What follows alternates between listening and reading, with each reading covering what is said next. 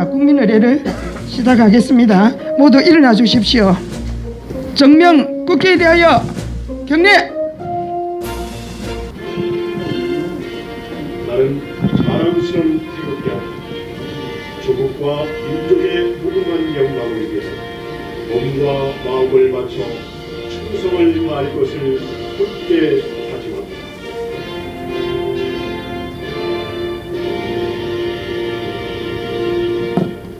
바로 이제 우리 장기표 대표님 생각하면은 떠오르는 단어가 뭡니까? 청렴. 청렴 결백하신 분 맞습니다. 청렴 정백리. 정백리 맞습니다. 우리 장기표 대표님. 또 생각나는 단어 장기표 대표님 하면 애국자. 우리가 정말로 원하는 진정한 정치인 아닙니까? 보다도 민주운동의 대부이시죠. 일찍부터 민주운동을 하셨던 진정한 민주운동의 대부 장기표 대표님을 모시겠습니다. 박한나 대표님 이 지도력이 대단하시네요. 이 불과 이 말 나온 지 한 3, 4일밖에 안 되는데 정말 많은 분들을 오시게 하셨네. 큰나 선생님 여러분, 이렇게 오신 것은 정말 대한민국 나라 잘 되기를 바라는 간절한 염원 때문에 오셨죠? 네. 정말 여러 선생님들의 이 뜨거운 애국심에 정말 존경하고 감사하다는 그런 인사의 말씀을 드립니다. 어찌 여기 선생님들께서 오늘 여기만 오셨겠습니까? 그동안에 문재인 정권의 이 폭정을 규탄하고 그리고 정권 교체를 위해서 엄청나게 많이 집회도 다니시고 시위에 참여하시고 때로는 서울도 가시고 그랬죠? 네. 그래서 그래도 문재인 정권이 끝나고 정권 교체가 됐습니다. 새 정부라고 해서 다 마음에 드는 것은 아니지만 그러나 우리가 정권 교체 우리도 상당한 역할을 했다는 그런 자부심을 가지시고 정말로 기쁜 마음으로 앞으로 남은 우리의 애국적 과제를 실천해 나가도록 하십시다. 네. 그리고 요즘 걸핏하면 젊은이 청년 이런 말들 많이 하죠. 예, 물론 청년들이 나라의 장래를 위해서 굉장히 중요합니다. 또 그리고 청년들이 나라의 발전을 위해서 기여하는 면도 많이 있습니다. 그러나 이 나라를 생각하는 마음, 애국심, 그리고 정의가 구현되기를 바라는 이 정의감에 있어서 우리 청년들이 애국심이 투철하고 정의감이 확고해 보이십니까? 안 그렇죠? 이게 또 걱정입니다. 이게 보통 걱정이 아닙니다. 그런 점에서 좀 이따 좀 자세히 말씀드리겠습니다만 우리나라가 물량적으로는 굉장히 성장한 것 같지만 문제가 보통 많은 게 아닙니다. 그 중에 가장 큰 문제가 뭐냐 하면 윤리 도덕이 완전히 붕괴되어 버렸습니다. 인간으로서의 기본이 붕괴됐습니다. 이러다가 보니까 나라를 생각하는 마음, 애국심이 제대로 있겠습니까? 없습니다. 그래서 이 윤리 도덕을 복원하고 그리고 나라를 제대로 세우는 데 있어서 어쩌면 청년들보다도 우리 기성세대 나이 든 분들의 역할이 더 소중하죠? 네. 더 소중합니다. 저는 오늘 여기 선생님들 뵙고 인사철을 하는 말이 아니라 제가 이 강연을 좀 다니면은 젊은 사람들 강연하면요 냉랭합니다. 그냥 긴가민가 또 좀 유명하다 하는 사람이 와서 뭐라 하는 모양이다 이러는데 나이 든 분들 가서 하면요 열광적입니다. 그것은 제가 말을 잘해서가 아니라 그분 한 분 한 분 마음속에 애국심이 끓어 넘치기 때문입니다. 여기 오신 선생님들도 저는 꼭 같다고 생각합니다. 우리 부산에 계신 우리 선생님 여러분, 우리의 이 애국심으로 대한민국을 진짜 바로잡는데 큰 역할을 할 것을 다 함께 다짐하십시다.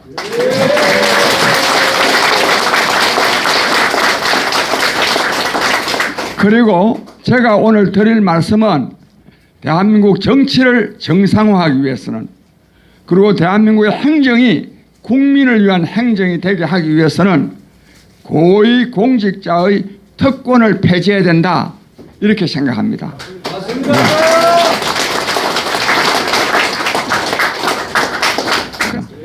저는 방금 말씀드린 대로 이 고위공직자들이 누리는 특권을 폐지해야 국민을 위한 정치, 국민을 위한 행정이 이루어질 수 있기 때문에 특권 폐지 국민운동 본부를 결성해서 지금 활동을 하고 있습니다.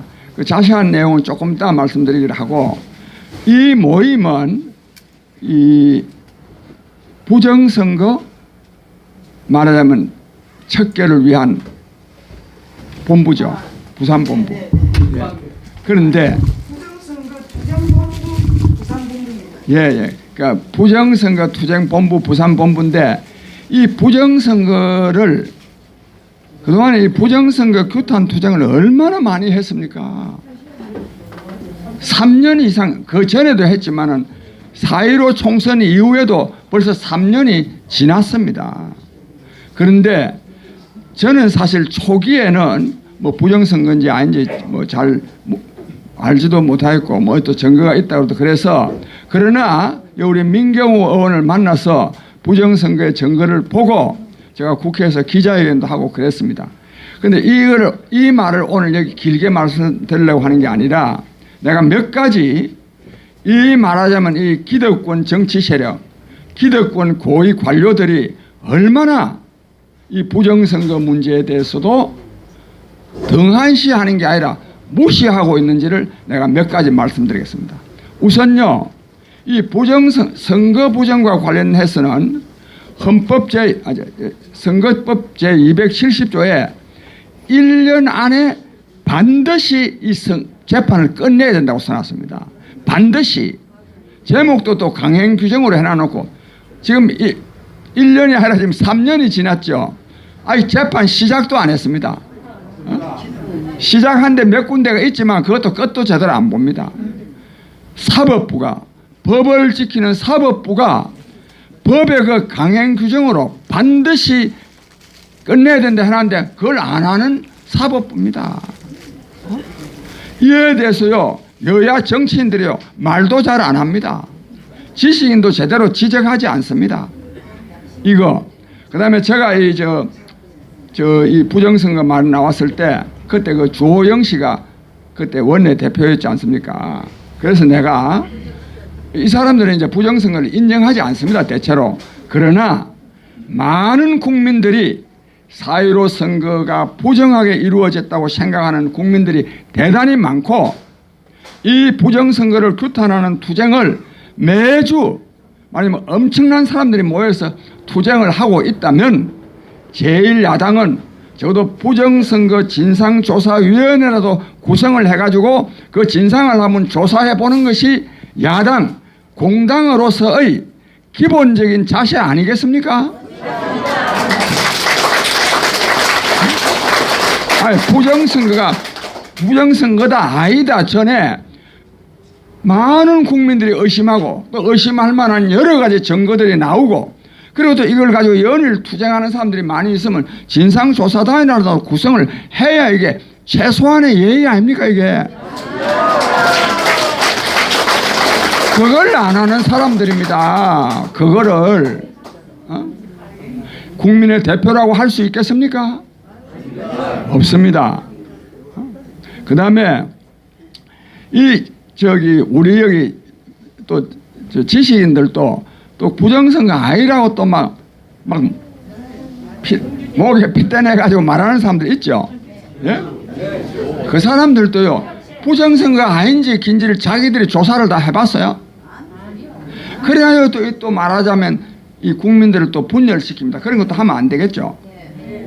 우리 선생님들, 이러한 일을 다 하려 그러면 부정선거 규탄하는 투쟁만 가지고는 제가 볼 때는 잘 이루어지지 않습니다. 근본적으로 정치를 바꿔야 되겠죠? 네. 바꿔야 됩니다. 근본적으로 정치를 바꾸지 아니하고 우리가요 대법원 앞에 가서 아무리 데모를 한들 안 하는데요 뭐 맥살을 잡고 어떻게 할 수도 없고 그리고 또 이게요 특권 카르텔이 형성돼 가지고 전부 다 그놈입니다. 저 장기표가요 이걸 보고 있을 수 있겠습니까? 그래서 우리는 이 한국 정치를 또 이 특권층을 위한 행정기관들을 정말로 혁파하려고 그러면 정치가 근본적으로 개혁돼야 되겠죠? 그래서 우리가 고위공직자의 특권 폐지 운동을 하는 것은 단순히 공직자가 누리는 특권을 폐지하는 것만이 아니라 그것을 통해서 한국 정치를 근본적으로 개혁하려고 하는 것입니다.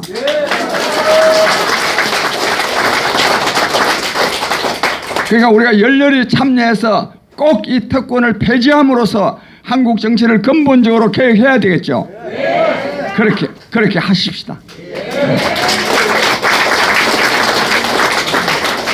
그래서 제가 이렇습니다. 국회의원들 뭐 엄청난 특권을 안 누리느냐, 고위공직자들 특권을 많이 안 누리느냐 하는데, 그래서 국회의원들이 미워 죽는 사람이 대한민국 국민 중에 90%입니다. 제가요 이 특권 폐지 운동을 하면서 제일 큰 어려움이 뭐냐? 무슨 뭐 특권 폐지냐? 그 국회가 없애야지. 국회 없애는 운동을 해야 되지 무슨 특권 폐지냐 이거요. 없애지 못하면 적어도 200명으로 줄여야 되지.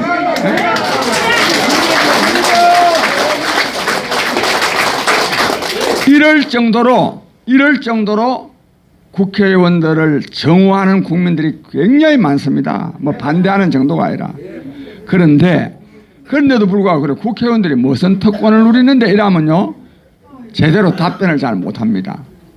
그런 말을 내가 많이 들으면서 제발 우리 장 선생님이 국회의원들이 어떤 특권을 누리는지를 좀 자세하게 좀 설명해달라. 또 그런 걸 홍보를 좀 많이 하라. 이런 말을 제가 많이 들어요. 그래서 오늘 제한된 시간이고 이기 때문에 다 말씀을 드릴 수는 없지만 그러나 중요한 국회의원 특권 제가 5가지를 말씀드릴게요. 예? 중요한 거. 실제로는 근데 국회의원들 특권이요 186가지랍니다. 예? 근데 저도 처음에 암만 특권이 많아도 무슨 뭐 186가지 되겠나 싶었는데 하나하나 따져보니까요 진짜 100가지는 넘겠어요. 그 186가지라고 누가 조사한 사람 말이 맞는 거예요 이게. 그런 특권을 누립니다. 특권을 누리면 누릴수록 국민을 위한 정치를 안 한다는데 문제가 있습니다. 네. 첫째요, 국회의원들의 연봉이 1억 5,500만 원입니다. 금년도에. 근데 그걸 매월로 월급으로 따지면 1,280만 원인데 이것은 전 세계에서 3번째로 많습니다. 이래가 되겠습니까? 미국이 2억 2천만 원이고 일본이 1억 7천만 원인데 미국은 국민소득이 우리나라 배가 넘습니다. 7만 5천 달러입니다. 우리나라는 국민소득이 3만 5천 달러인데 우리나라식으로 하면요 미국은 국민소득이 한 3억 한 2천만 원 돼야 돼요. 근데 우리나라 3억 2천만 한 3천만 원 돼야 되네. 그래서 높고 일본은요 지금 1억 7천만 원인데 연봉이 국민소득이 4만 5천 달러일 때입니다. 그러니까 우리보다 훨씬 높을 때입니다. 그래서 전 세계적으로 우리나라 국회의원의 연봉, 월급이 가장 많습니다. 이래가 되겠습니까 이게? 근데 국회의원요 평균 재산이 얼마냐? 34억 원입니다. 재산이 많아도 너무 많지 않습니까? 이런 너무 많은 사람들이 우리 서민 대중의 어려움을 제대로 이해할 수 있겠습니까? 이해 못합니다. 그런데요 작년에 불어난 재산이 얼마냐? 1억 4천만 원입니다. 요즘 지금 살기 힘들어 죽겠다 하는 판에 불어난 재산이 1억 4천만 원이야.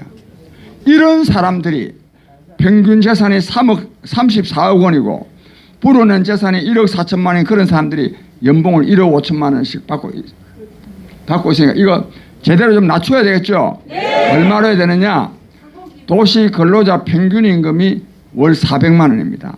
그러니까 400만 원, 평균이 400만 원이라는 것은 400만 원 못 받는 300만 원씩 200만 원 이런 사람도 많다는 말 아닙니까? 그렇죠. 평균을 한 거니까. 그러니까 400만 원 받으면 충분하다 이거야. 그 외에 입법 활동에 의정 활동에 필요한 돈은 국회 사무처에 신청해서 쓰면 됩니다. 그래야 되지. 뭐한데 국회의원들한테 미리 보장해 놓냐. 미리 보장해 놓는 돈이 얼마냐. 1억 200만 원입니다. 1억 200만 원. 의원실 지원 경비라는 이름으로 1억 200만 원 책정되어 있는데 이 안에 들어가면요. 명절 휴가비가 820만 원. 저기 내가 몇 가지만 말씀드리면 저 차 타고 승용차 있잖아요. 그 기름값이 한 달에 110만 원. 또 차량 유지비가 35만 8천 원. 요즘 차량 유지비 돈 듭니까? 또 그다음 또 운전수는 또 전부 다 또 국어 공무원을 해가지고 또 월급도 300만 원. 이래서고요. 특히 참 기가 막힌 거는 야근 식대가요 770만 원입니다. 예? 연봉을요 1억을 넘게 받는 사람들이 어쩌다가 그 밤에 그 일하면 하는데 그 밥값을 770만 원이나 책정해 놓으면 되겠습니까? 이거 도둑놈보다 더한 날강도들 아닙니까 이게?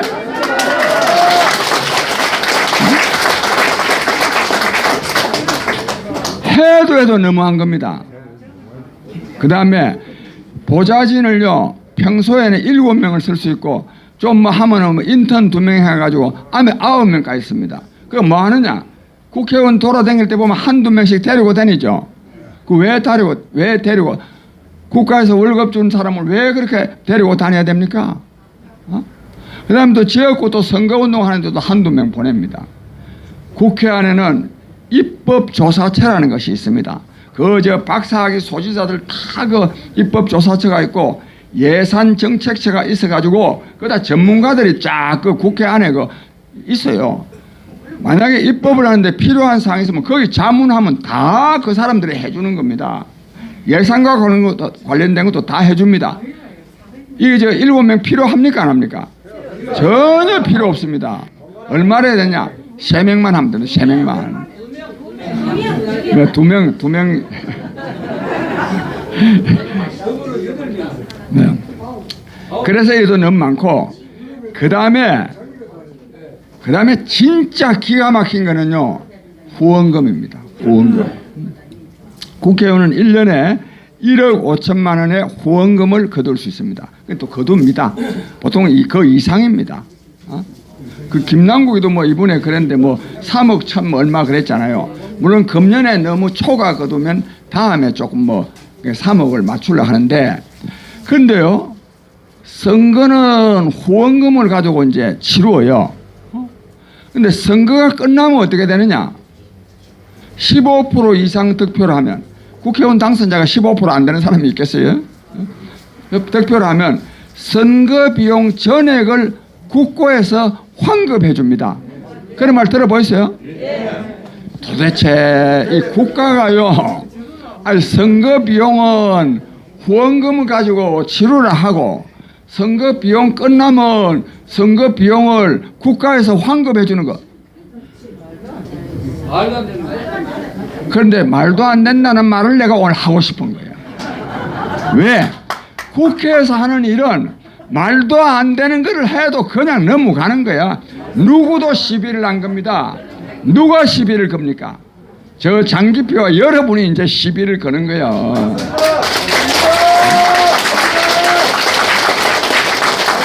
그래서 이제 그러면 그 돈을 환급받는 돈은 어떠느냐?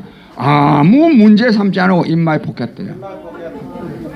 도대체 이게 제도로서 있을 수가 있는 겁니까 이게? 아니 차라리 그냥 뭐 월급을 한 5억 준다 치자 이거야. 그거는 뭐 어쩌다가 있을 수도 있는 거야. 월급을 그렇게 정해놔. 이거는요 논리적으로 맞지가 않잖아요. 그래서 아까 말도 안 된다는 걸 내가 말하려는 거예요. 근데 진짜 말도 안 되는 게 또 있어요. 점입 가경입니다. 선거가 있는 해에는 정치자금법에 보면 2배, 2배, 즉 후원금을 2배까지 거둘 수 있어요. 2배가 얼마죠? 3억 원입니다. 선거가 있는 해에는 3억 원까지 거둘 수 있습니다. 그러면 대통령 선거가 있거나 지방선거가 있어도 후원금을 3억을 거둬요. 그러면요, 그 추가로 거둔 그 돈을 만약에 대통령 선거가 있다 해가지고 후원금을 1억 5천을 더 거두게 했으니까 그 돈은 그 거두게 한 취지에서 본다면은 대통령 선거를 위해서 써야 안 되겠어요? 그게 아니라면 왜 거두게 하겠어요? 근데 대통령 선거를 위해서 쓰면 어떻게 되냐? 불법 선거가 됩니다. 내가 이거를 얘기했더니요, 어떤 정치학 박사가 내가 이 말을 듣고, 아이고 선생님 정말 나도 듣고 보니 그러네요 갑니다. 정치학 박사고 내가 이름 거명하면 여러분들 다 아는데 오늘 여기 너무 많은 분들이 계셔서 내가 이름을 거명하지 않겠는데, 그냥 국회에서 하는 아이고 뭐 그런 모양이다 뭐 넘어가는 거예요. 그런데요 지방선거도 마찬가지입니다. 그래서 우리가 이미 선관위에다 질의도 해놨습니다. 도대체가 대통령 선거가 있는데 그걸 더 거두게 하면 대통령 선거를 위해서 쓰면 불법 선거고, 거기에 서지 못하게 하려고 그러면 왜 거두게 하느냐 이거야. 그러니까 이게 국회에서 하는 일은 아까도 내 말도 안 돼. 논리가 없는 거야. 논리가. 이게 진짜 문제입니다. 아니 후원금을요 10억을 거두게 한다 하더라도 자기 선거 이외에는 못 거둔다 이렇게 하면 또 말이나 되는 거 아닙니까? 그러니까 이 논리가 없는 거야. 논리가. 이 나라 대한민국 국가의 최고 기관인 법을 가장 준수해야 될 이 국회가 이 법을 뭐 웃기는 법을 만들어 놓고 저거 멋대로 하는 거야. 이거 이대로 두면 안 되겠죠?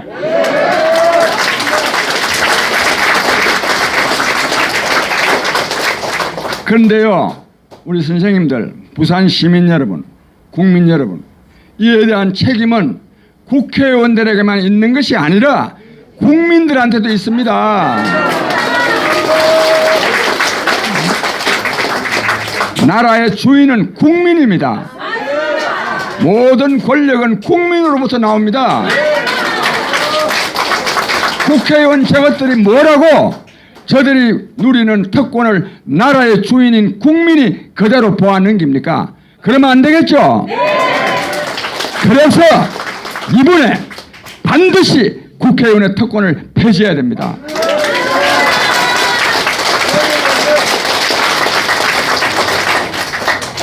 그런데 이제 면책 특권, 불체포 특권은 뭐 요즘 하도 말이 많이 나와서 내가 말 많이 안 하는데, 그 여러분 말 안 되는 짓거리죠? 예? 도대체가 지난날 독재 정권 시절에 그래도 국회에서라도 바른 말 좀 하라, 정부 좀 비판하라, 할 거 있으면 하라, 뭐 부정부패 지적할 거 있으면 하라. 그래서만 요즘 같은 세상에요 뭐가 겁이 나서 말을 못합니까? 그래서 면책 특권은 있으면 안 됩니다. 그 다음에 불체포 특권, 요즘 보셨죠? 이재명 씨. 예? 도대체 범죄 백화점 아닙니까? 그런데 그거를 구속을 하나 안 하거든. 그 다음에 노웅래라는 사람 있죠? 국회의원들이요 얼마나 많은 특권을 누리고 있는지를 내가 노웅래, 김남국이를 예를 들어서 말이죠. 노웅래라는 사람은 6천만 원 뇌물 받은 것이 드러나가지고 검찰이 이제 마침 그 집에 압수수색을 갔어요. 그것도 참 안 갈 건데도 간 건지. 가니까요 그 집에서 뭐가 나왔죠? 예? 현금이 3억 원이 나왔어요. 예? 예. 현금 5만 원짜리가 3억 원이 나왔는데, 그걸 도대체 이 돈 3억 원이 적습니까? 그게 어디서 무슨 돈이냐 하니까 출판 기념회 때 하고 뭐 경조사 때 들어온 거 뭐 모아놨다 그랬죠. 이 말이 이게 맞아도 문제고 또 맞다는 보장이 있습니까? 그러면 검찰에서 이걸 제대로 수사로 해야 되는 거 아닙니까? 그냥요 출판 기념회 때 뭐 어떻게 하니까 그냥 돌아가쁘어요. 이게 검찰입니까? 네?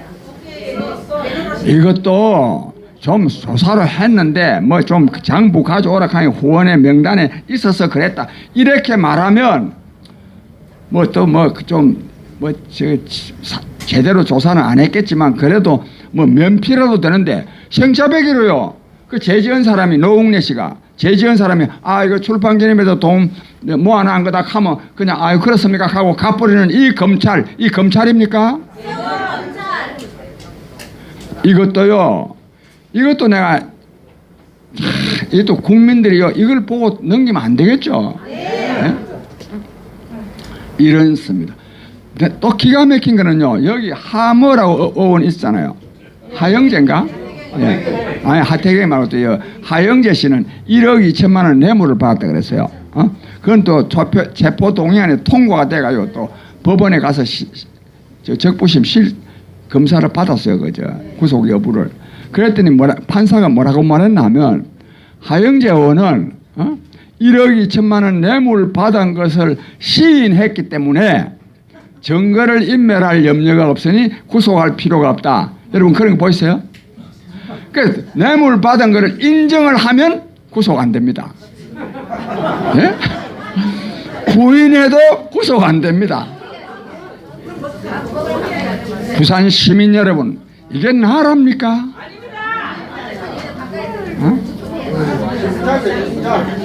이게요 썩어도 보통 썩은 게 아닙니다. 또 하나요 말 난 김에 곽상도라는 사람 있죠. 돈 5억 받아 50억이지 내가 하도 단위가 작아가지고 50억 받았는데요 무죄로 떡 때렸죠. 무죄했죠. 이유가 뭐냐 하면 아버지가 아들을 부양하는 것도 아니고 아들이 아버지를 부양하는 것도 아니니 독립생계니까 이거는 무죄다. 이 말 됩니까? 그런데 아까 제가요 뭐 노웅래 의원도 말씀드렸지만은 국회의원 특권도 그랬지만 이거야말로 진짜 국민을 무시하고 모독하는 일입니다. 내가 이런 말 하면 안 되지만 그런 판결하고 나오는 놈은요 예? 나오는 즉시 그냥 한 방 얻어맞아야 되는 거 아니겠습니까? 사실 그런 사람은 술집에도 밥집에도 못 가가 되고 친구들도 못 만나야 돼요. 그런데 똑같은 놈들이거든. 똑같은 놈들이니까 전혀 부끄러워할 줄도 몰라요. 하여튼 이런 나라가 돼 있습니다. 따라서 이 국회의원의 특권을 폐지해야 되고 그 다음에 특권 중에 우리가 세 가지를 말하고 있는데 하나는 전관예우고 다른 하나는 뭐 국무총리나 장관을 지낸 사람인데 요거는 제가 좀 짧게 말씀드리겠습니다. 국회의원 특권 폐지는 요 정도로 말씀드리고 그 다음에 전관예우라는 게 있죠. 요 진행하는데 근데 이 면책 특권과 그 불체포 특권은 이는 헌법에 보장되어 있습니다. 그래서 헌법을 개정하지 아니하면 이걸 폐지를 못합니다. 그래서 우리가 요구하기는 이미 구시대적인 시대착오적인 것이 판명이 되었기 때문에 헌법 개정을 안 하더라도 국회의 결의로 이 두 이제 면책특권과 불체포특권은 이제 우리는 행사하지 않는다, 인정하지 않는다. 이걸 우리가 결의하라고 요구하고 있습니다. 하여튼 참고로 이는 헌법에 보장되어 있는 권한입니다. 그 다음에 여러분 전관예우라는 말 들어보셨죠? 전관예우가 뭐냐면요 판사나 검사를 고위직을 지낸 사람 그러니까 부장검사나 검사장 또 부장판사나 법원장 또 대법관을 지낸 사람들 뭐 검찰총장을 지낸 사람들 이런 사람들이 어떤 사건을 맡으면 즉 변호사로 선임대가 맡으면 그런 사람들이 맡은 사람이 굉장히 이익을 보는 거 그걸 전관예우라 그럽니다. 그래서 우리가 무슨 사건이 생기면 우리 여기도 마찬가지야. 급하니까 뭐 검사장 지낸 사람 뭐 높은 사람 높은 고위 관리 지낸 사람 찾아다니고 있잖아요. 왜 찾아다니냐? 그런 사람을 변호사로 선임해야 덕을 보니까. 그렇죠? 그런데 그런 사람을 변호사로 선임을 하면 덕을 보니까 선임하는 거요. 그랬다는 것은 그런 사람을 선임하지 못한 쪽은 손해본다는 말 아닙니까? 그렇죠? 즉 수사가 공정하게 이루어지지 못했다는 거야. 재판이 공정하게 이루어지지 못했다는 거죠. 그러면 이 사람들이 그 변호사 비용이 또 많거든요. 그 사람들은 내가 좀 이따 변호사 비용이 얼마나 많은지를 내가 몇 억씩 됩니다. 그거는 말하자면 공정하게 재판이 이루어지게 못하게 한 대가, 공정한 재판이 못 이루어지게 한 대가로 그 많은 변호사 수임료를 받은 거죠. 그래서 이거는 정관예우가 아니라 전관범죄입니다.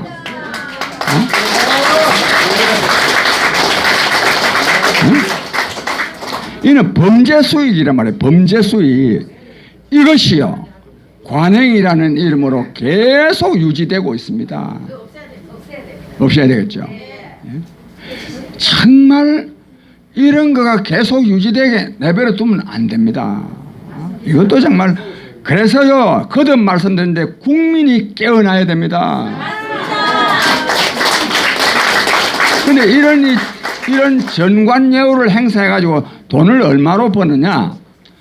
이용우라는 사람이 있어요. 이용우 사람, 대법원장을 지낸 사람인데 이 사람은 대법관을 지내고 변호사를 개업을 해가지고 5년 동안에 60억 원을 벌었어요. 5년 동안에. 네? 그 다음에요 홍만표라는 사람은요 부장검사 출신인데도 부장검사 아예 부장검사보다는 좀 높지. 대검찰청 무슨 기획관인가 했다더라고. 그 하고 변호사 개업해가지고 1년 3개월 동안에 1년 반도 안 되고 1년 3개월 동안에 114억 원을 벌었어요. 한 달에 7억 원씩. 예? 그 다음에 여러분 안대희라는 사람 이름 들어보셨어요? 안대희라는 사람은 그 사람 요즘 잘 나갑니다. 유명합니다. 예? 뭐 온갖 정치인들 후원 회장도 하고 뭐 그렇습니다. 안대희라는 사람은요 5개월 동안에요. 그래서 안대희도 대법관 지냈거든. 대법관 지내고 나서 변호사 개업해가지고 5개월 동안에요 16억 원을 벌었어요. 예? 그래가지고 그 사람 박근혜 정부 때 국무총리 되려고 하다가 못된 사람이에요. 또 그 뒤에 보니까요 돈을 10억을 어디 내놓는다 했더니만 그 뒤에 또 보니까 또 변호사 개업해가지고 엄청난 돈을 벌었어요. 엄청난 돈을. 이 사람만이 아닙니다. 내가 이 몇 사람들 좀 여러분들이 알만한 사람 몇 사람을 거명했지 이게 꽉 일반화되어 있습니다. 그래가지고요 정관예우 행사해가지고 돈 많이 벌어가지고 그 다음에 진출하는 데가 어디죠? 국회입니다. 정치권입니다. 나라 정치 되겠습니까? 그래서 우리가 이 전관예우라는 이름의 이 전관범죄도 척결해야 됩니다.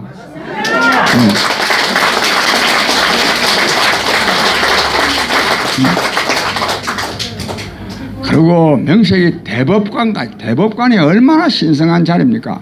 그리고 또 대법관을 지내고 나면요 연금이 공무원 연금이 한 달에 최소 600만 원 이상 나옵니다.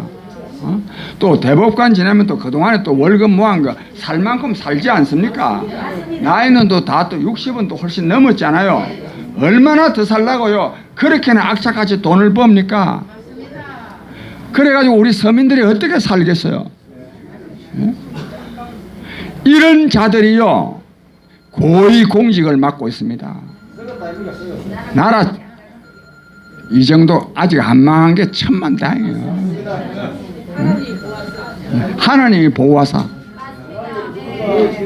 그렇고 그 다음에요 이 국무총리를 지냈거나 뭐 장관을 지냈거나 국세청장 특히 국세청, 검찰청 이 또 저 금감원, 공정거래위원장, 감사원 여기 다 권력기관들이죠. 요 권력기관에 있었던 고위공직자들은 퇴임을 하면요 어디 가는지 아느냐? 법무법인 그 로펌이라고 합니다. 주로 힘이 센 사람들은요 김맨드장에 갑니다. 김맨드장이라는 로펌이 있어요. 우리나라에서 압도적으로 큰 로펌입니다. 이 로펌은 대한민국 행정부, 사법부, 입법부를요 굉장한 영향을 미칩니다. 그래서 별명이 하나 붙었는데 대한민국 그림자 정부라는 말이 붙어 있습니다. 그런데요 이 그만두면요 옛날에 한성수 씨라는 사람은 외교부 장관을 지내고 김맨장의 고문 변호사로 가서 1년에 한 5억씩 받다가 그 다음에 다시 또 국무총리가 됐어요. 또 국무총리 하고 나서 또 김맨장이 또 가요. 내가 근데 박한철 헌법재판소장은 동부지원지법원장을 하다가 김맨장에 가서 또 한 5억씩 받다가 헌법재판소장이 됐어요. 이런 내가 시간이 없기 때문에 이런 식으로 가는데 한성수가 예를 들자면 국무총리를 지낸 사람이 연봉을 김앤장에서 5억을 준다면 김앤장이 자선사업가입니까? 아니잖아요. 5억을 줄 때는요 김앤장은 얼마의 이익을 보느냐? 수백억 원, 수천억 원의 이익을 봅니다. 왜 이 사람 서느냐? 그 자기 다 후배거나 동료거나 그렇잖아요. 그 다 그 로비스트로 쓰는 거거든. 이게 일상화되어 있습니다. 일상화. 이거 척결해야 되겠죠? 척결해야 됩니다. 그래서 저희가 이를 위해서 국회의원들한테는 편지도 다 보냈어요. 등기로 다 보냈고 지역 조직도 하고 며칠 전에는 광주 출범식도 하고 뭐 그랬습니다. 출범식도 하고 또 서명도 받고 특히 제가 강조하려는 것은 5월 31일 날 특권 폐지, 국회 포위, 인간 띠기 국민행동을 합니다. 그래서 본래는 그걸 3천 결사대라고 했는데 한 3천 명을 우리가 모실 겁니다. 모시게 해가지고 왜 3천 명으로 했냐면 국회 둘레가 2.5km입니다. 2.5km. 그래서 2,500m니까 뭐 한 10,000명쯤 오면 더 좋지만 하여튼 최소한으로 3,000명은 됐다 그래가지고 3천 결사대를 했는데 이날요 최소한으로 5,000명은 우리가 참여해야 됩니다. 그 5월 31일 마지막 날이고 5월 마지막 날이고 수요일이고 오후 2시부터 합니다. 국회 앞에서 일단 집회를 하고 근데 이날요 이 특권 폐지 운동이 성공하느냐 실패하느냐를 거의 가름하는 분수령이 됩니다.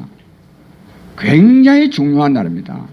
만약에 이날요 한 1,000명도 안 왔다 이래 되면요 이 운동이 맥이 빠지가 안 됩니다. 국회의원들이 다 보고 있지 않습니까? 저거 해봐야 안 돼 이렇게 합니다. 만약에 이날 한요 5,000명쯤 하면요 큰일 나겠구나 생각이 들거든요. 그래서 5,000명을 모아야 됩니다. 그래 참고로 지난날 민주화 운동을 하는데요 결정타를 매긴 곳이 어딘지 아십니까? 부산입니다. 여기는 우리가 뭐 지난 정권에 대해서 평가가 서로 다를 수가 있는데 우리 김영삼 대통령이요 뭐 김영삼 대통령이라고 해서 뭐 전지전능한 것도 아니고 지선진미한 것도 아니지만 이분이요 민주화를 위해서는 굉장히 결정적인 역할을 했습니다. 내가 뭐 누구를 비교하는 거는 특히 또 뭐 여기 영남 지역에 와서 이 말하는 건데 김대중 씨는요 굉장히 골치를 많이 썩힌 사람이야. 제가 그분들하고 같이 운동한 사람 아닙니까? 아니 뭐 그 정도로. 그 다음에 하여튼 어쨌든지 이 부산이 제2도시일 뿐만 아니라 우리나라 민주화 운동에다 아주 선도적인 역할을 했습니다. 사실 박정희 정권이 망한 것도 부마항쟁 때문이죠. 6월 항쟁이 승리한 것도요 부산역 집회 때문입니다. 부산역 집회. 굉장히 진짜 부산이 들고 일어나면 정권도 끝장 낼 수 있습니다. 그래서 아무쪼록 이 5월 31일 날 정말로 많은 분들이 참여하셔야 되고, 그리고 또 우리가 박환래 대표님 보니까 아유 보통 분이 아니시네. 맞습니다. 진짜.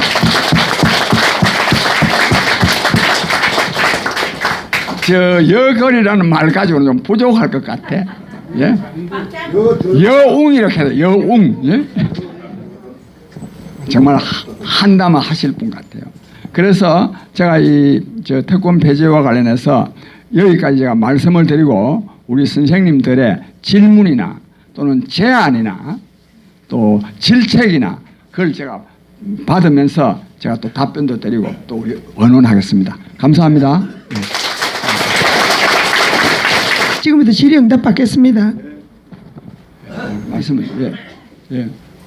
지금 국내 정세로 언론을 통해서 보면은요, 송영길 일당 소위 말해서 386 세력, 아스팔트 뛰던 놈들, 또 신지대락 하는 김남국 같은 놈 코인 가지고 장난치고 이래서 조중동에서는 아마 정권이 이제 몰락될 것이다 이렇게 보고 있거든요.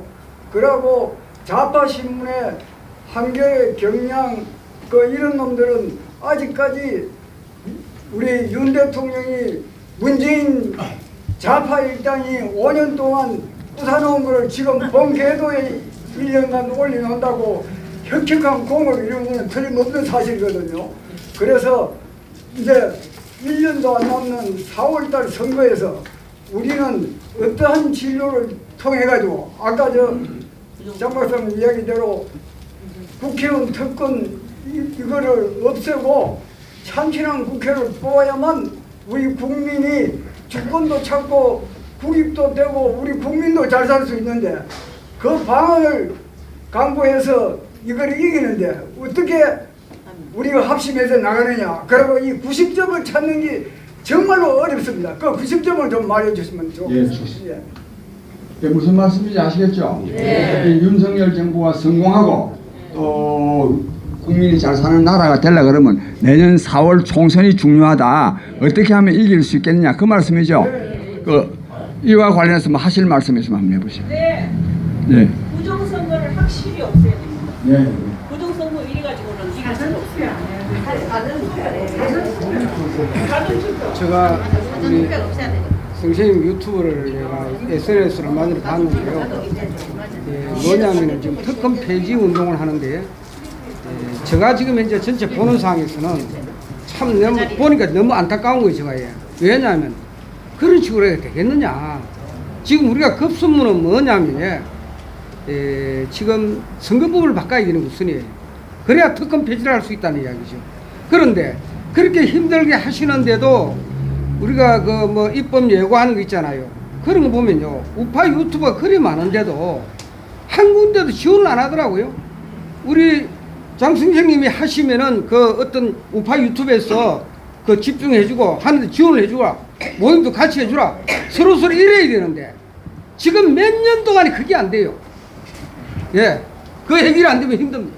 예, 그 부정선거와 관련해서 저는 이 지난 그 4.15 총선 이런 거, 이 부정선거를 지금 밝혀내려고 해가는 밝혀내기가 어렵고 우리의 투쟁 역량이 굉장히 소모적이 되기가 쉽다 생각해서 저는요, 내가 아까 그 카톡 글 하나 보내드렸거든요. 저는 앞으로 우리가 자꾸만 지나간 거 가지고 막 자꾸 그러는 것보담도 그런 게 물론 밑받침이 돼 가지고 다음 두 가지요 제도 개혁을 결정적으로 요구해야 됩니다. 뭐냐 하면 사전 투표를 없애야 됩니다. 제가 그래서 이거를 가지고요 영남일보에 글을 쓴데 아까 문자를 하나 보내드렸어요. 하면 그 나중에 하면 왜 없애야 되느냐 하면 일부러 선거하라고요 하루 공휴일까지 해주죠. 예? 공휴일 해주는 날은 선거 안 하고 놀러 가고 일해야 될 시간에 투표하라고 하면 그거 되겠습니까 그게? 그 사전 투표를 둘 필요가 없는 거야. 그 공휴일로 해놓은 취지에도 안 맞아.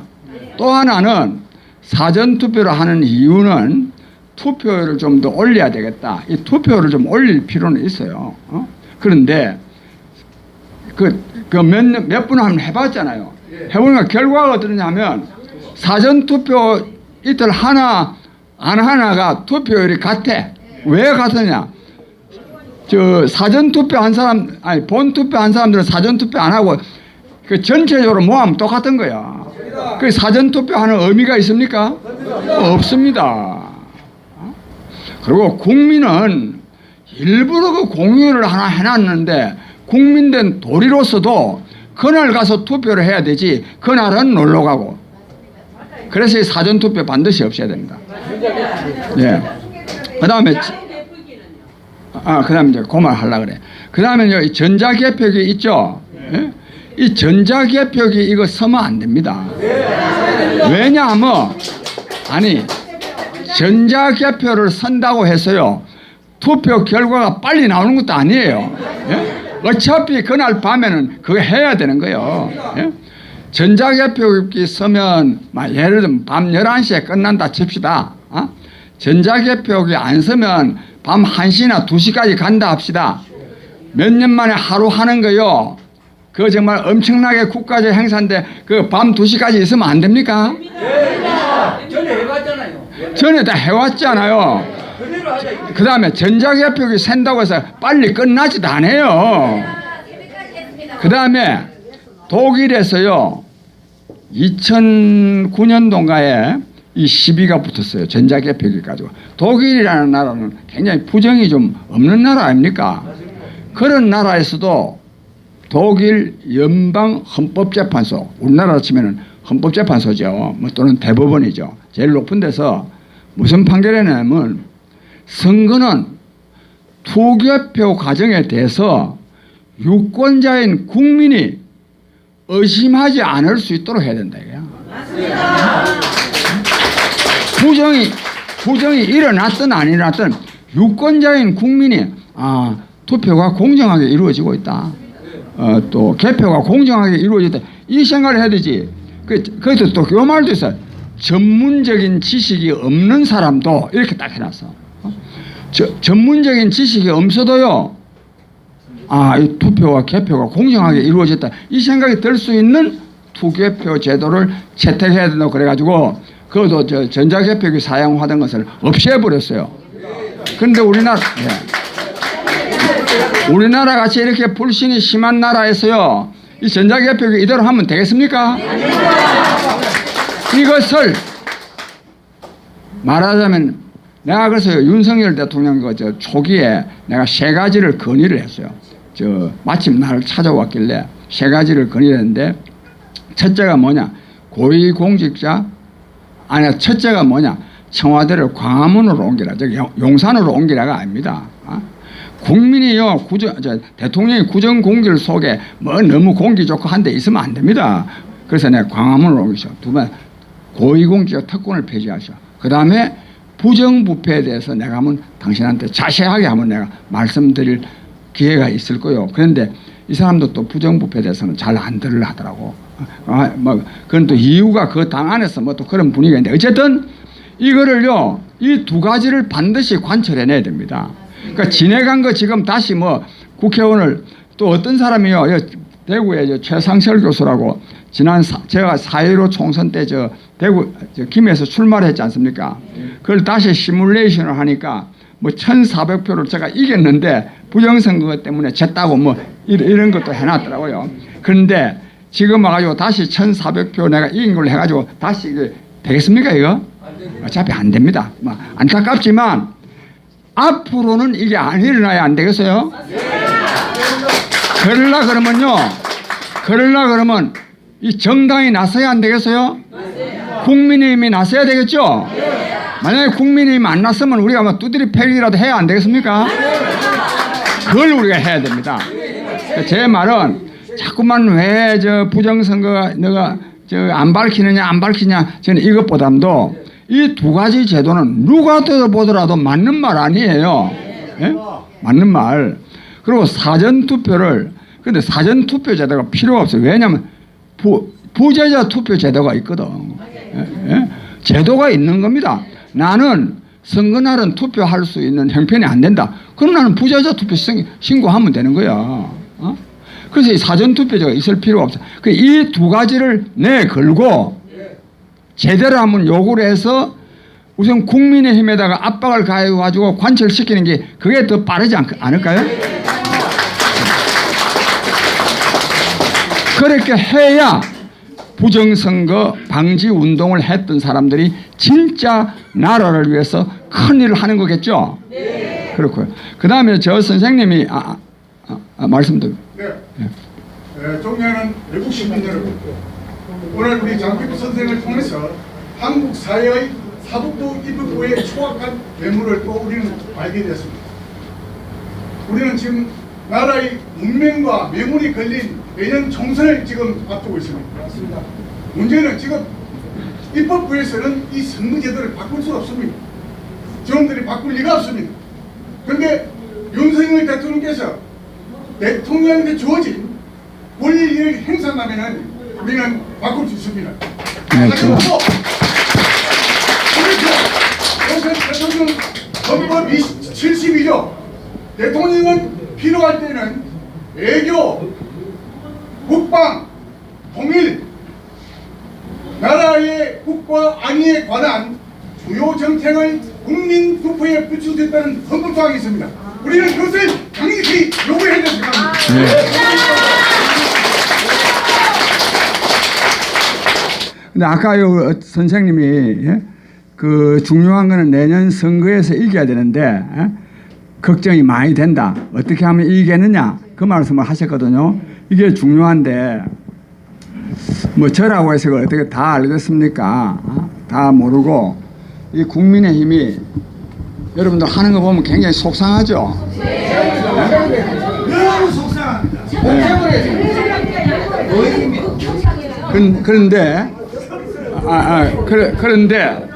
그런데요, 내가 사실 김기현 대표한테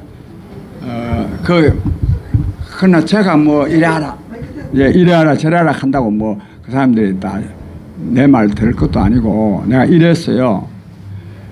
이게 참 중요한 문제입니다. 이게 만약에 국민의힘이 국회의원들에게 부여되어 있는 특권을 우리는 앞으로 행사하지 않겠다. 이것만 내세워도요 굉장히 지지받습니다.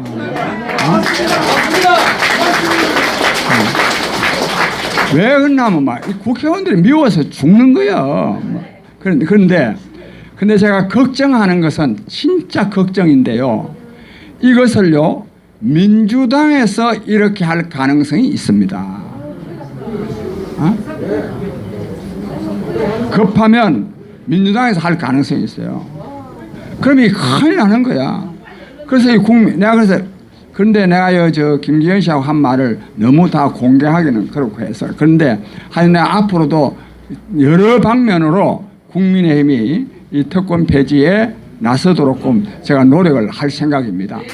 그런 말씀을 드리고 그런데 저기 아까 우리 여사님께서 뭐 여러 가지 하는데 국회 방청해가지고 잘못된 것도 있으면 지적도 하고 뭐 등등 아니습니까? 우리 선생님들 그런 노력이 다 필요합니다. 그러나요 저는 요 얼마 전부터 제가 이제는 뭐 대장동 뭐 이재명이 욕하고 뭐 욕하는 게 아니라 뭐하고 되도록이면 이렇게 안 하려고 그럽니다. 왜냐하면 이렇게 한다고 해서 문제가 해결되지 않습니다. 해결하려고 그러면요 전략이 있어야 됩니다.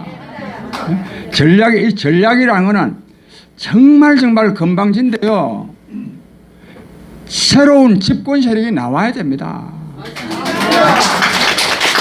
좀 안 된 말이지만요. 여야, 검사, 판사, 보수, 진보, 언론들 거의 다 한 통 속입니다. 거의 다.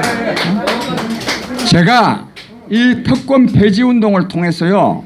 진짜 특권만 폐지한다고 솔직히 말해서 국회의원 거요 1년 다 해봐야 한 5억 되는데 뭐 5억 묵으면 또 어떻습니까? 몇십억도 묵는 놈도 있는데 뭡니까? 아까 내가 그랬죠. 한성수 씨 같은 사람. 그래서 이 사람들이 특권 카르텔을 형성해가지고, 제가요, 어쩐지 제가 정치가 전공 아닙니까? 내가 근데 오늘 시간적으로도 그렇고, 되도록이면 해당된 분야만 말하지, 다른 거는 되도록이면 말을 안 꺼내려고 그래. 꺼내면 또 막 복잡해. 결론은 뭐냐? 전략적으로요, 새로운 집권 세력이 나와야 됩니다. 정말 이런 말 하면 나중에 내가 말 시비 걸릴지 모르는데 법 가지고 안 됩니다. 조인트를 까야 됩니다. 3층 교육대 만들어 놓고요, 집어넣어야 돼요. 내가 정말 이런 생각을 하고 있습니다. 내가요, 이걸 안 하면 죽을 수가 없고, 안 죽으려 그러면 늙을 수도 없습니다. 이런 결의가 있기 때문에 제가 하는 겁니다. 우리 선생님들, 저와 함께 특권 폐지 운동을 통해서 특권을 폐지할 뿐만 아니라 한국 정치를 근본적으로 바꾸어서 정말 세계적으로 우뚝 선 새로운 대한민국을 만들어냅시다. 예, 말씀하세요. 예. 저는 질문이 아니고요. 여기 많이 계시기 때문에 한 가지만 말씀을 드리겠습니다. 장기표 선생님 감사하고 굉장히 좋은 아이디어라고 생각합니다. 왜냐하면 많은 국민들이 국회의원 특권을 폐지하자는 데는 다 가림 없이 다 찬성하기 때문입니다. 감사하고요. 제가 여기서 여러분 계신 데서 말씀드리고 싶은 거는 2021년 8월부터 이 부정선거에 관해서 알리기 위해서 국민의힘 당시에 하태경 제외 105명 국회의원에게 편지를 썼었습니다. 그 편지가 10장이 넘는 편지에 이렇게 했는데 나중에 한 10% 정도를 전화를 해서 사무실에 물어보니까 그 편지 자체도 잘 전달이 안 됐다는 생각이 들었습니다. 너무나 보좌관, 비서관들 무책임하고요. 근데 지금 4.15 총선이 어떠냐면 전국에 253개 지역구가 있습니다. 그런데 초대부터 지금까지 어느 당이든지 간에 전국의 모든 253개 지역구에 다 공천을 하는 일은 없습니다. 국민의힘도 마찬가지입니다. 그런데 2020년 4.15 총선에서는 민주당이 전국의 253개 지역구에 공천을 다 했습니다. 공천을 다 해서 그 중에서 252개 그 지역구에서 15% 이상을 다 득표를 해가지고 그 선거 국고 보존 비용 1억 8,200만 원씩 다 갖고 갔습니다. 그래서 다 갖고 가고 그 다음에 후원금, 기타금, 기타금 그런 거를 다 쓸 수 있도록 그렇게 했습니다. 그래서 경주 지역의 한 지역구에서만 그게 이제 컴퓨터로 조작값을 설정하고 그거에 따라 하는 거기 때문에 경주에서 무슨 이렇게 그거 하면서 무슨 지적이 나와가지고 잠깐 중단됐다 하더라고요. 그래서 경주에서만 14.7%를 받아서 그 50%만 국고 보존을 받았습니다. 그래서 이거는 뭐냐면은 전국의 253개 지역구에 어떤 당이 공천을 다 한다는 거는 있을 수 없는 일인데 이 컴퓨터 조작의 구독률을 안정화를 위해서 다 한 겁니다.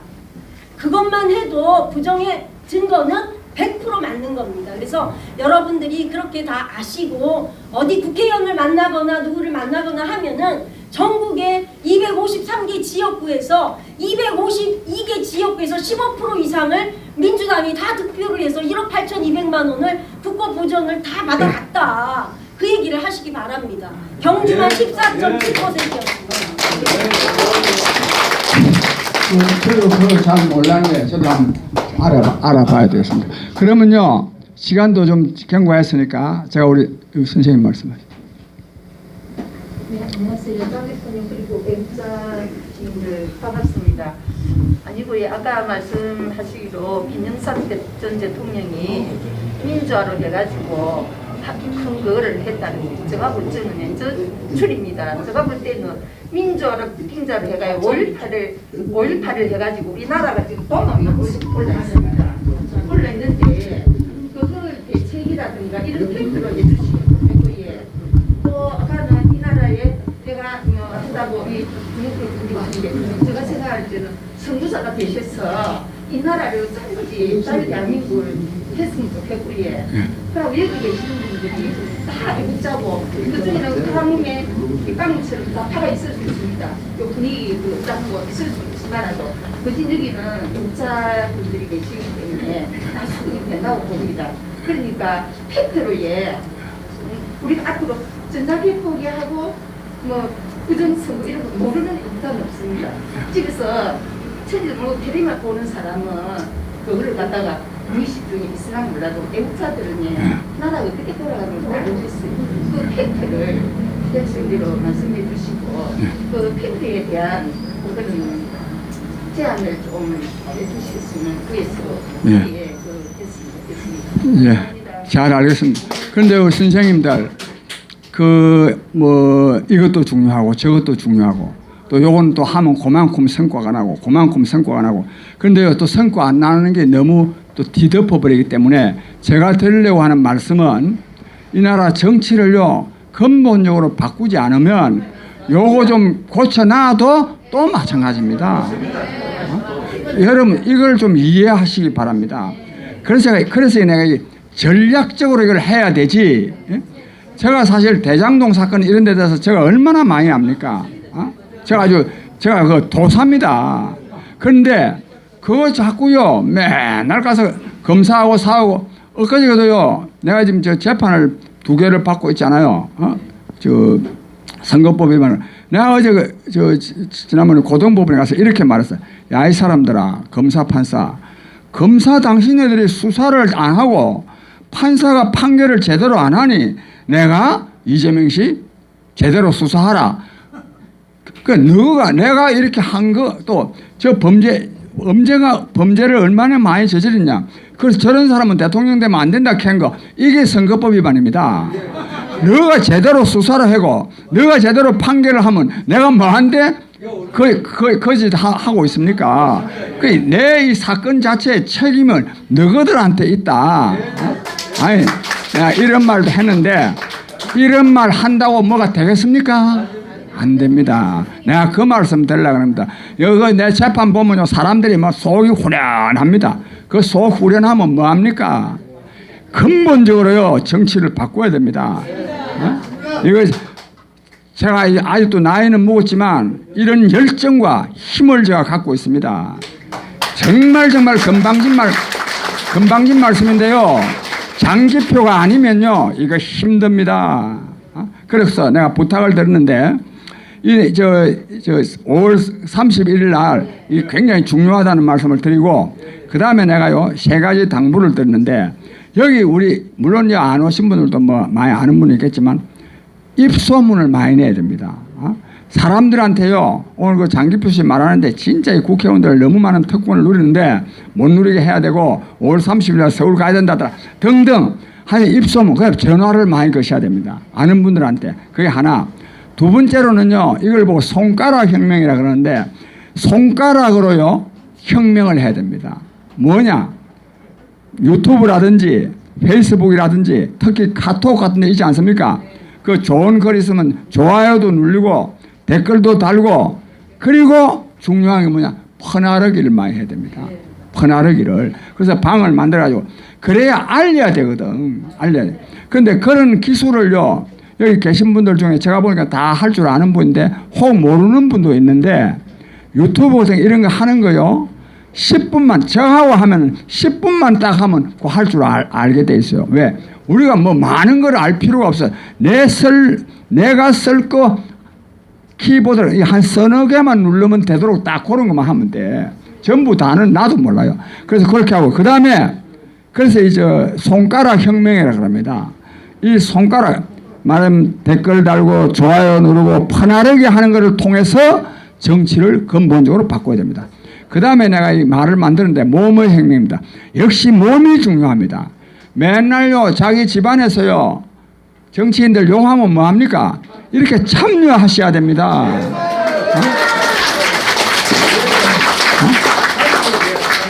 실천하는 애국이라 해야 되지 욕만 하는 애국 가지고 정치가 바뀌겠습니까? 그런 점에서 오늘 여기 직접 오신 우리 선생님들의 이 애국심은 진짜 국민적 존경을 받아야 됩니다. 예. 그래서 저 말하는 소리 들으니까요, 뭐 좀 일 좀 낼 사람 같죠? 저와 함께, 저 장기표와 함께 특권 폐지하고 정치 바로 잡읍시다.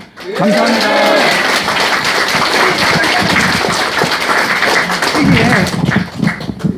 특권 폐지 국민운동본부 후원 계좌. 네, 그러면 이거는 말 못하는데. 그런데요, 이거요, 저 네이버라는 데 있죠, 네이버. 거기 가서 특권 폐지 국민운동 본부를 치면 좀 밑으로 좀 내려가면 오피스라는 게 떠요. 거기 가면 신청을 할 수 있는 게 있습니다. 그 다음에 또 하나, 그거 이제 잘 모르는 분은 전화요, 010-2161 0761을 치면 전화를 받고, 뭐 전화 그 통화하는 것보다도 거기다가 010-2131 0761에다가 문자로 보내면, 문자 뭐만 보내면 되느냐면요, 이름과 전화번호만 보내면 됩니다. 그럼 다시 한번 예. 말씀해주세요. 예? 다시 한번. 010-2131 0761 0761에 하면 그 문자 보내면요, 그다 그 이름과 전화번호만 쓰면 돼요. 뭐 더 쓴다면 부산 뭐 지역만 쓰면 돼요. 뭐 주소는 쓸 필요가 없습니다. 네, 수요. 그래서 예. 그래서 제가 이 계좌는요, 우리가 이제 10,000원의 정치혁명이라 그래가지고 여유가 있는 분들은 10,000원을 그 보내시면 굉장한 힘이 됩니다. 돈 많은 사람이 돈 내겠습니까? 힘이 되니까. 010-2131 예, 2131 0761 예. 예, 우리 선생님들 이 운동 열심히 하시면요, 굉장히 건강에도 큰 도움 되죠. 전이 태극기 집회가, 광화문 태극기 집회가 정권 교체하는데도 큰 역할을 했지만 우리 어르신들 건강 유지하고 좋게 하는데도 굉장한 역할을 했습니다. 아무쪼록 우리 이 특권 폐지 운동, 애국 운동을 통해서 건강하시기 바랍니다. 그다음 오늘 어쨌든 세미나 잘 들으셨지요? 진짜 많이 오셔서 저도 놀랐습니다. 얼마나 많은 분들이 갈망하고 있는가를, 정치 개혁이 필요한가를 지금 오늘 느낄 수 있는 시간이었습니다. 시간이 되겠습니다. 오실 때 그 행운권 받으셨죠? 행운권 지금 안 받으신 분 지금 받으세요. 자, 경품권 추천하겠습니다. 경품 다 갖고 계시죠? 선물은요, 이겁니다. 이거 커피에 이거 하나를 다 먹으니까 건강에 좋은 소금입니다. 아주 그 청정해역에서 난 겁니다.